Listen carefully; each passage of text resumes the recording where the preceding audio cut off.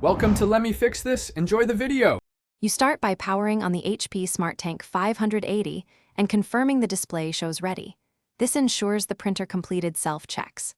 Next, make sure you know your network SSID and password and prefer 4 GHz when possible because many printers handle it more reliably. Open the HP Smart app on your phone or a PC, or choose wireless setup from the printer's control panel. Once you have both devices on the same Wi-Fi, begin the app's Add Printer Flow or the panel's wireless setup to proceed.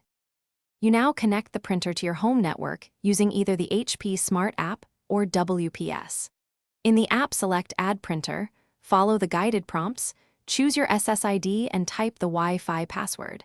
This exchanges credentials securely. Alternatively, use WPS by pressing the router's WPS button, then pressing the printer wireless icon within 2 minutes so they pair automatically.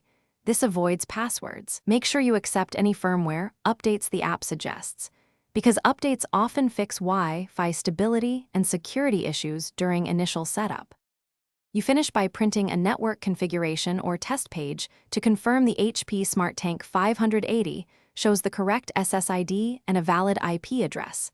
That proves a successful connection. Make the printer the default on your devices, sign into HP account features if you want cloud printing, and check for final firmware updates to stabilize performance.